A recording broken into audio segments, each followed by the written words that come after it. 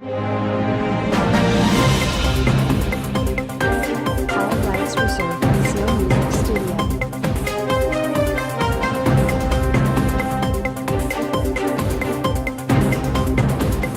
All rights reserved. Seal Music Studio.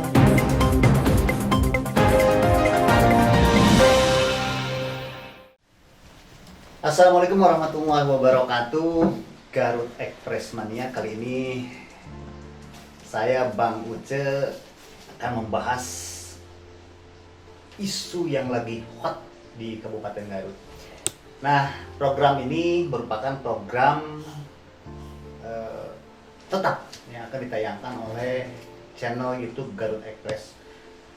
Maksud kami menayangkan tema-tema seperti ini agar masyarakat lebih tahu dan lebih mengerti apa yang terjadi di seputaran Kabupaten Garut. Kali ini saya dengan pemimpin redaksi Garut Express sama Kang Farhan. Ya. Kang Farhan, ini saya lihat di terbitan keberapa ini? Ke edisi ke-220 Garut Express. Ini di halaman pertamanya ada sebuah judul yang cukup menarik untuk kita bahas kali ini, yaitu kasus ODP dan PDP COVID-19 di Kabupaten Garut ini terus meningkat. Nah, di sini judul utamanya adalah nyawa buruh dan karyawan dipertaruhkan. Ini yang saya pengen tahu nih, apa sih maksud daripada tulisan berita ini? Baik pemirsa Garut Express, tulisan itu sengaja kita buat ketika di Garut ini masyarakat mulai merasakan resah akan penyebaran COVID-19 ini. Garut ini walaupun digadang-gadang bukan termasuk zona merah, tapi kenyataannya ini cukup berbahaya juga. Dan ini kita bukan menakut-nakuti masyarakat, tapi kita justru memberikan istilahnya lampu kuning agar masyarakat itu lebih waspada, jangan sampai berleha-leha karena Garut ini bukan zona merah. Padahal pada prinsipnya Garut ini, kebanyakan warga Garut ini merupakan istilahnya perantau yang keberadaannya itu di zona-zona merah, justru di Bandung, di Jakarta gitu. Bahkan ada yang keluar negeri juga. Bahkan di salah satu kampung itu di Bayongbong itu ada namanya Kampung Jepang. Itu warganya itu semuanya berangkat ke Jepang. Kemarin itu sempat ramai di sana, ada warganya yang demam yang baru pulang dari Jepang. Dan itu diperiksa oleh tim COVID-19 Kabupaten Garut dan itu dinyatakan ODP. Walaupun pada kenyataannya sampai saat ini yang positif itu masih sedikit ya Mas? Ya, sampai saat ini yang dinyatakan positif itu baru 1 orang. Mudah-mudahan tidak bertambah. Nah itu.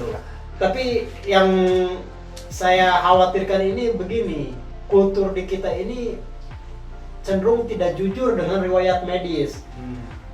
Setelah kita ungkap ternyata yang positif COVID-19 itu pada awalnya dia tidak terus terang, bahkan dia sempat dirawat di klinik yang kapasitas untuk penyembuhan COVID-19 itu kurang lah, seperti itu. Dia tidak menceritakan bahwa dia itu memiliki riwayat pernah bersentuhan di area zona merah itu. Malahan riwayat kesehatannya itu ditemukan saat istrinya itu keceplosan ngomong bahwa dia itu pernah melakukan berobat di Jakarta, dari sana mulai curiga dan dilakukan rapid test, ternyata hasilnya positif. Oke, kembali ke tema masih di kasus COVID-19 di Kabupaten Garut. Ini di sini ditulis di judul utama ini, nyawa buruh dan karyawan dipertaruhkan. Ini maksudnya buruh-buruh seperti apa nih ya di Kabupaten Garut ini kan Pak? Ini kita mengkritisi kepada pemerintah ya, maupun pemerintah pusat maupun pemerintah Garut. Ini jangan sampai kita itu menerapkan aturan ini tidak paripurna begitu. Kepada guru, kepada siswa, kepada PNS kita terapkan yang namanya social distancing gitu ya. Kita harus diam di rumah, kita harus menjaga jarak dengan orang gitu. Tapi ini tidak berlaku bagi masyarakat yang lainnya, padahal ini sama warga Indonesia yang memerlukan perlindungan, yang memerlukan pelayanan kesehatan. Ini para buruh ini menurut saya ini sangat dikesampingkan oleh pemerintah. Salah satunya contohnya? Salah satunya ini di Kabupaten Garut, ini ada perusahaan besar namanya PT Changsin gitu ya. Ini warga Garut yang bekerja di PT Changsin ini lebih dari 5.000 orang.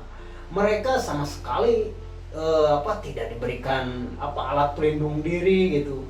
Padahal mereka setiap hari itu berkerumun begitu banyaknya. Saya mendapatkan aduan daripada karyawan PT Changsin sendiri yang mengaku resah dengan aktivitas sehari-harinya. Mereka itu bekerja sampai malam dijemput pakai bus. Di dalam busnya itu mereka berjejal seperti ya tidak layak lah kalau menurut saya, apalagi di tengah pandemi virus corona seperti ini. Jadi sangat bersiko. Ya, sangat beresiko. Kalau di karyawan itu ada yang tertular satu saja, ini sangat riskan nih penyebarannya.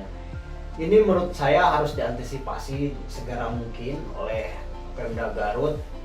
Kalaupun Bupati Garut kemarin pernah mengatakan ini untuk meliburkan karyawan ini tentunya tidak mudah ya, karena pabrik ini harus berhitung. Pabrik ini harus berhitung berapa kerugian yang akan ditanggungnya apabila produksi ini dihentikan, dan bagaimana agar kesejahteraan karyawannya itu tetap berjalan gitu, walaupun mereka hanya diam di rumah gitu. Ini tentunya menjadi tanggung jawab kita bersama, tanggung jawab pemerintah daerah dan pemerintah pusat untuk menyelamatkan warga negara Indonesia. Walaupun statusnya buruh, ini tetap saja kan warga negara Indonesia. Jadi perlakuan yang sama itu dibutuhkan oleh suatu negara, baik itu mau buruh, mau PNS, mau karyawan, mau apa saja, ini harus diperlakukan secara sama dan berkeadilan. Jadi sampai saat ini buruh-buruh di PT tersebut belum diliburkan? Belum diliburkan. Dan menurut salah seorang karyawan, mereka itu tidak dibekali dengan alat pelindung diri gitu. Jadi mereka itu keluar masuk yang jumlahnya ribuan orang, bahkan di sana juga yang saya khawatirkan itu ada warga negara asing kan yang bekerja di PT Changsin itu. Jadi intinya ini sangat riskan. Kalau menurut saya ini harus diperhatikan sekali oleh pemerintah Kabupaten Garut dan mengambil langkah-langkah yang masif. Jangan hanya menunggu bola. Bupati kemarin bilang ini hanya kewenangannya ada di pemerintah pusat. Kalau dia mengaku sebagai pemimpin, orang nomor 1 di Kabupaten Garut itu, dia harus mengambil langkah. Langkahnya apa kalau ini kewenangan pemerintah pusat? Apakah dia sudah berkoordinasi? Apakah dia sudah bersurat dengan instansi yang berwenang di pusat? Jadi aktivitas buruh di PT Changsin ini sebelum dan sesudahnya mewabah virus corona ini sama sebetulnya, tidak ada? Ya, tidak, sama sekali tidak ada kelonggaran. Kemarin Wakil Bupati Garut, Dr. Helmut Budiman melakukan sidak ya ke PT Changsin. Itu hanya menghasilkan, ya kalau menurut saya bergainingnya lah sangat rendah gitu untuk tahap sekelas Pemda gitu. Jadi PT Changsin hanya mengizinkan tidak ada yang sifatnya shift malam gitu. Jadi satu shift itu dihilangkan, tapi kerja tetap, cuman ada 2 shift gitu, shift pagi dan shift sore, yang shift malamnya itu ditiadakan. Jadi sekelas pemimpin daerah itu hanya bisa menghentikan di shiftnya saja.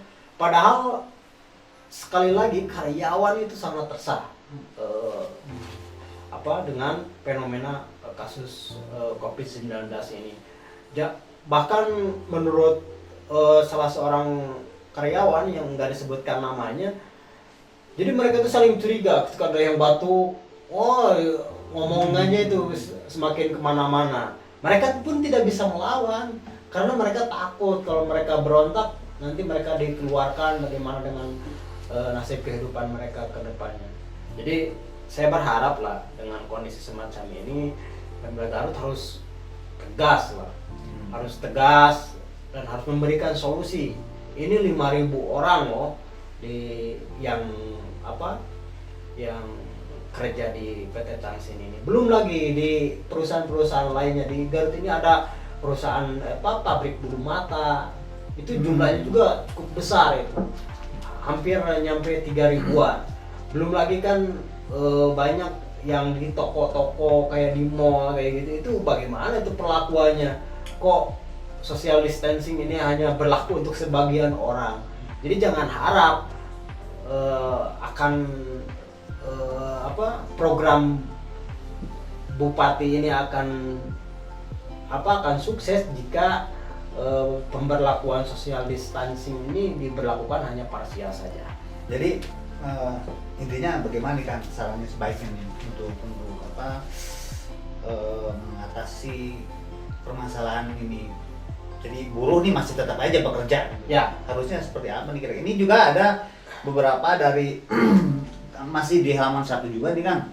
Katanya bupati dan wakilnya madul terhadap kebijakan swasta. Ya. Mungkin terkait dengan hal itu sepertinya. Ya. Jadi yang dikatakan mandul itu, jadi bupati hanya memberikan aturannya itu terlalu lembek gitu terhadap swasta ini. Jadi bupati ini hanya memberikan surat edaran yang isinya ini si PT atau perusahaan yang mempekerjakannya itu agar menyesuaikan dalam aturan pabrik itu seperti gimana kan, itu bisa ditafsirkan masing-masing sesuai kebutuhan. Jadi ketika aturannya seperti itu yang dikeluarkan oleh pemimpin daerahnya, maka pihak swasta ini akan semena-mena dianggap ini terlalu bisa diotak-atik lah aturan seperti itu. Jadi harus mengeluarkan aturan yang tegas, karena secara tidak langsung bupati juga ini turut mengeluarkan perizinan terhadap PT Tangsin ini. Masa yang mengeluarkan izin tidak bisa memberikan proteksi lah kepada warganya yang bekerja di sana. Jadi secara segera melakukan tindakan yang lebih tegas Bupati Garut ini, kemudian melakukan langkah yang lebih nyata dengan berkoordinasi dengan pemerintah pusat. Mungkin itu saja lah yang silakan. Oke, Garut Express Mania, perlu diketahui bahwa apa yang kita bahas ini berdasarkan daripada keterangan-keterangan beberapa orang narasumber, yang tentu saja narasumber yang kita pilih ini yang dianggap faktual ya dalam semua tema yang akan dibahas ataupun ditulis dalam surat kabar Garut Express. Oke, Garut Express Mania, untuk tema kali ini mungkin cukup sekian saja. Kedepannya khusus untuk channel YouTube Garut Express TV ini akan membahas hot isu yang terjadi di Kabupaten Garut. Jangan lupa komen di bawah, like dan subscribe-nya. Mudah-mudahan semua yang kita bahas akan menambah pengetahuan bagi masyarakat. Terima kasih. Assalamualaikum warahmatullahi wabarakatuh.